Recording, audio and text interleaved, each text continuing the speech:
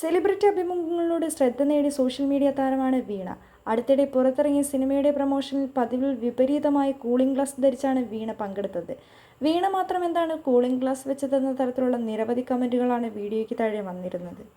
അന്നത്തെ പ്രത്യേക ലുക്കിന്റെ കാരണം വെളിപ്പെടുത്തിക്കൊണ്ട് വീണ തന്നെ സോഷ്യൽ മീഡിയയിൽ എത്തിയിരിക്കുകയാണ്. കണ്ണാടിയിൽ നോക്കാൻ പോലും പേടിച്ച ദിവസങ്ങൾ എന്ന അടിക്കുറിപ്പോടുകൂടിയാണ് എഡിമ എന്ന രോഗത്തെക്കുറിച്ച് വീണ പറയുന്നത്. ഫെബ്രുവരി 10 ഒരു അഭിമുഖമുണ്ടായിരുന്നു. തിരിച്ച് വീട്ടിലെത്തിയ ശേഷം ഉച്ചയ്ക്ക് ഉറങ്ങാൻ കിടന്നു. വൈകുന്നേരമാണ് എഴുന്നേറ്റത്. ആ സമയത്ത് കണ്ണിന് സൈഡിൽ ഒരു തടിപ്പുണ്ടായിരുന്നു. രാവിലെ മുതലുള്ള അലച്ചിലിൻ്റേതാകണമെന്നാണ് ഞാൻ കരുതിയത്. അടുത്ത ദിവസം രാവിലെ എഴുന്നേറ്റപ്പോൾ കണ്ണിന് ചുറ്റും വീക്കം കൂടി. തുടർന്ന് എറണാകുളത്തെ ഒരു ആശുപത്രിയിൽ ചികിത്സ തേടി. കുഴപ്പമൊന്നുമില്ല, രാവിലെ തന്നെ അത് മാറിക്കൊള്ളുമെന്നാണ് ഡോക്ടർ പറഞ്ഞത്. അടുത്ത ദിവസത്തെ പരിപാടിക്ക് കൂളായിട്ട് പോകാമെന്നും ഡോക്ടർ പറഞ്ഞു.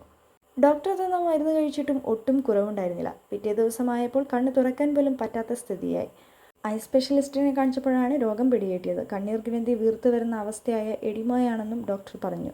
ഭേദമാകാൻ 3 ആഴ്ചയോളം എടുക്കുമെന്നും കരഞ്ഞാൽ വീക്കം കൂടുമെന്നും പറഞ്ഞു. ഇത് കേട്ടപ്പോൾ ശരിക്കും സങ്കടം വന്നു.